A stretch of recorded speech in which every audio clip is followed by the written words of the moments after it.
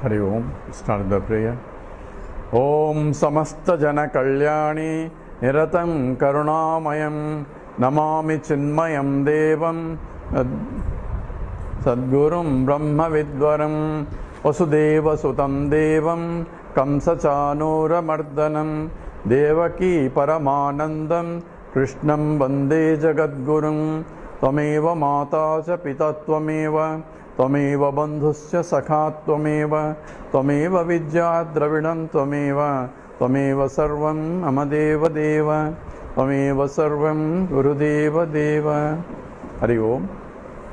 So more or less covered most of the obstacles for spiritual growth. Now we want to take a little bit before we go into Jivan Mukta, the stages of spirituality.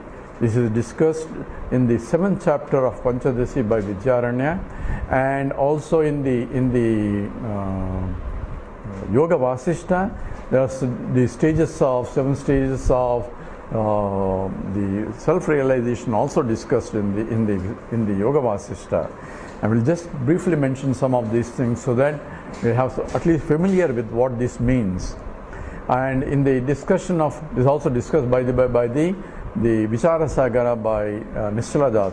Vichara is a text written by the Nischala, which is essentially the 18th century, and it was written actually in Hindi, and that Hindi work is so good that Shankaracharya, one of the Shankaracharya have translated that into Sanskrit, and it's one of the beautiful texts where a lot of Purvapaksha Siddhantas are all discussed elaborately, and that's a text for Mananam, for reflecting on that.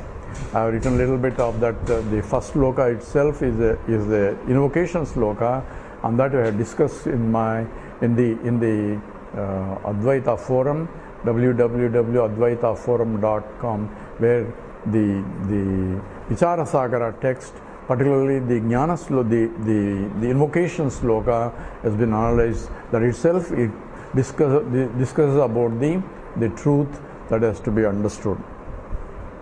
Anyway, there also there is a discussion of the 7 stages and borrowing from the Panchadashi, and also the Vichara the Nischala also borrows from the 6th chapter of Panchadashi also. We are doing the Panchadashi of 6th chapter in states, and some we have covered it, and they can also be accessed through the YouTube, where they are talking about the 4 aspects of the Chaitanyam. One is the Jalakasa, and the Ghadakasa, Jalakasa, and Meghakasa and Mahakasa. Same way, the Jiva also talks about in terms of the body, mind, intellect as the Chidabhasa and the Kutastha Chaitanyam, and the same way the Brahman and the Maya, and all those things are being discussed in that 6th chapter. So in reference to the 7th chapter of Panchadashi, there are 7 stages of the 7th chapter and 7 stages of the self-realization. And these 7 stages they discuss what exactly the 7 stages is. Only the frame of mind of an individual or a seeker. The first is Ajnanam. Ajnanam is not knowing, that is called Mula Vidya, so not knowing myself. So it is not Ajnanam of the worldly. Ajnanam of the world called essentially this Apara Vidya, where I do not know about the world also. So there I have to go to school and learn, where all the teaching there outside in the school systems and all that is only about the Apara Vidya. Apara Vidya is transactional knowledge only. It's not an absolute knowledge, because only talk about the objective world. So one can spend whole lifetime, in fact, in each subject there is a more and more one discusses on that, and one cannot evolve. Therefore, the more ignorance only comes out. All that is part of the avidya only, but that's essentially I do not know chemistry or I do not know physics, therefore I need a proper teacher and the proper teaching to remove that. So every avidya, ajnana is based on things, but I know that I don't know. That means Ajnana is a knowable entity. Therefore, it is something that I know and that can be removed by another knowledge, and this is a Vritti Jnanam, and that's what essentially the objective world. But I do not know myself, as my self-ignorance is also there. But only problem is, I think I know myself, therefore I don't need a study of Vedanta, and all 99% of the whole life is spent thinking that I know myself and I don't know only other things and I only go after. And all objective sciences are only in that, and objective scientists think that that's all the knowledge is, that's only the science, and analysis of the subject consciousness is never can be done by any objective tools, and therefore he says everything else is only what do you call the assumptions are basically Muda, whatever the philosophy, all the philosophy rejects it because there is only the cognitively they cannot be analyzed, therefore it's all belief system. That's what I meant by belief system. But he sees Vedanta is not a belief system. It is a factual system, but those facts cannot be evaluated by the objective tools. Therefore, you think it is a belief system. But even a conscious entity cannot be analyzed by unconscious objects because the tools are unconscious, and therefore they are not amenable. Consciousness is not amenable by the objective science tools or the objective scientists. And that's the reason why we say Vedanta is a pramana. It includes the subject also, the inquirer also, and what is the nature of the inquirer, and therefore the problem is I assume that I know myself starting from the childhood on. The teacher, you are this and you are not that, and so on and so forth. That ahankara has been built in not only in this life, for the past life. Without that we won't be born also. So therefore that wrong notions about oneself have been inculcated. So people think that they know themselves without knowing themselves, and that ajnanam is the fundamental stage. And once I recognize that is a problem, then only I can go to the next step. And that itself is the recognition that I need to know. Tad vijnanartham sa gurum eva abhigachet. So once I know that I don't know, that means it's an ajnanam, or ignorance is object of my knowledge also, in the sense that I know now that I don't know. And therefore only I can go and look for a teacher who knows and who can teach me. The teacher should know not only who is he, and also he should know who am I also. That's why he says Tattvamasi, you are that. So the teacher says, he doesn't say I am that. You are that, what about me? So therefore teacher instruction is you are that. That means he is telling me, so he knows about me also.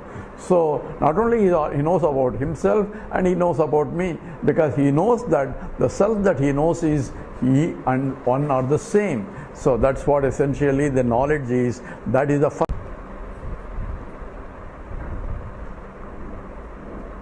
I hope we continue because of internet problem. So question is in order to remove the ignorance, I need a means. A means is called pramana. Pramana is pramakaranam pramanam, that which gives me the knowledge, and therefore an appropriate knowledge has to be, because ignorance is also very specific.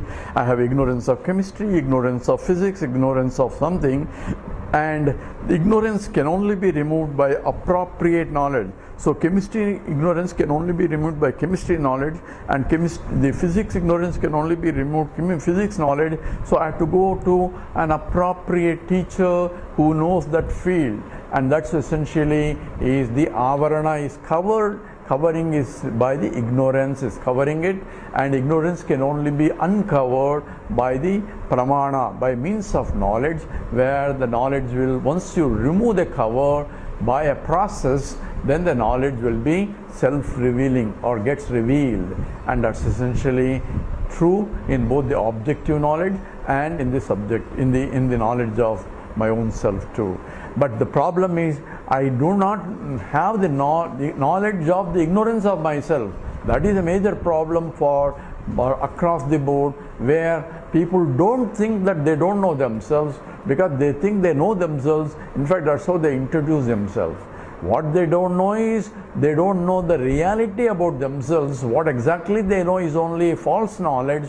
They don't have the real knowledge about themselves. They have the false knowledge, but the false knowledge is taken as a real knowledge, and the real knowledge is assumed as only belief system. And that becomes a big obstacle, and once to go to the obstacle has to be given up, and that can only be done because of the desire to know real truth comes only for those who are really inquiring. That's why it is a stage of that growth itself. So avarana involves two aspects. So there are two avaranas that one can thought of, not that there are really two avaranas, it's only for classification, for to get a clear picture of it. Not that there are really stages here. The stages only, we assume that there are steps in terms of this spiritual growth itself. The first stage is astiva nastiva. Is there really God? Is there really Brahman? This is, how do you know? And this itself is a big discussion, and the acharyas and the philosophers and so on and so forth say there is a God, and the scientists will say there is no God. How can you say there is no God? In fact, the famous scientist, what is his name? I don't remember now. So name is not coming, and the one who is not physically handicapped. So forget it. So he says God did not create this universe. It was a recent statement, about a year and a half ago. He says, what created? Nature created. So what is nature? He never asked that question. How did nature come into picture? That is also, what exactly means by nature? Nature itself, in fact, that is my nature. God itself says that is nature and that is God. So what exactly God is, we have not defined properly, and say God has not created the universe, but nature has created. How did the natural laws came into picture? What is the cause for the natural laws? What is the cause for the nature itself? Is there a cause or is there an effect? Is there a beginning for it or is there no end? All these questions need to be asked properly in order to analyze the system. So now we are talking about ajnana. Ajnana is that because of which the basis of the creation, basis of myself and all that itself, life itself, we don't know. No scientist can tell you what exactly life is. All he can tell you is the life is pulsating because he is breathing and he is doing this, therefore there is a life there. So expression of life only we know, but what exactly life, even the objective tools are not. So if you say, oh, we don't believe in life, what do you mean you don't believe in life? Expression of life itself is the belief. So expression of that I am a conscious entity itself is the expression of the nature itself is the expression of the God itself. So one has to understand what exactly means God, what exactly means creation. So this knowledge of everything is, we are talking about knowledge of objective knowledge, but we are now looking at the knowledge of that because of which everything came, by which it is sustained, into which it goes back. Is there a Brahman? Is there a cause? The cause is nothing but, you could say, that is a Brahman. So therefore, that which is from which it came, by which it is sustained, and into which it goes back. That's all. Upanishad also defines yato va imani bhutani jayante yena jatani jivanti yat prayam tabisham vishanti tad vijnasasva tad brahmeti. That is Brahman, from which the whole universe came, by which it is sustained, into which it goes back. And the avarana is that is covered because I do not know, and therefore it is is there really God there? Is there, how can it be? Is he in heaven? Most of the scriptures say God created this universe. So why did he create the universe? Where is he now? Oh, he is in heaven. Now he is unapproachable. So if he is unapproachable, what good is that God is? So therefore they say, how did he create this world? And he is a controller, then he has to be in the system in order to control it. He cannot control from there. And all these questions and rational questions are also will be raised by a rational intellect. And it cannot but ask, and if you say it is a blasphemy, then it only means I do not know, and you have to believe. That becomes a belief. Whereas Vedanta is not a belief system, it is a science, it's science of inquiry, even though it says that logically you cannot deduce the truth, because logically deduction you want a proof for the logic, and proof logic is only you're looking for another pratyaksha pramana as a means for validating the logic. Then that kind of logic is called Laukika knowledge. But what it is, the Shastram, Vedanta, but Vedanta is logical only, otherwise we cannot analyze the system. Therefore, it's not a belief system, and it has to be inquired into. Tad vijnasasva. Therefore, inquire into that. So, inquiry requires a process, and that's what essentially how to inquire that, not using the objective tools, but something which is quantifiable, at the same time understandable, and should be logical. At the same time, the truth is beyond logic. For that only, you have to approach a teacher, and that's what is essentially tad vijnasasva. Is done, you have to go to appropriate teacher. And what kind of this? We are looking for that cause because of which everything is. So Karana Vidya, that's why now it is not talking about the Karanam for chemistry or physics or botany or zoology, not particular one. We are talking about the very root of which the whole universe. And is there cause? And that is called Astiva Nastiva. Is there or not? That is avarana, that is covered, because the cause cannot be in the system or outside the system. It cannot be within the system or it cannot be outside the system. It says, how can that be? It cannot be within the system, because every system itself is created. So cause cannot be part of the creation itself. Cause has to be before the creation. And that's why we call it a cause. And it cannot be outside the system in this case, because outside is also part of the system only. So there cannot be outside also, because there is outside is the system itself is infinite, and therefore there cannot be outside. So it cannot be inside the system, it cannot be outside the system, and therefore there is a doubt about the existence of the cause, and that's why it's called Astiva Nastiva. That is the first avarana. And the second avarana is about my own self, and that we will analyze more deeply into the next talk. We stop here.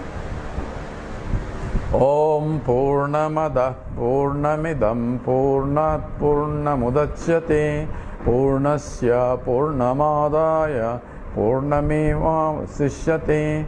Om Shanti Shanti Shanti. Harihi Om. Sri Gurubhyo Namaha.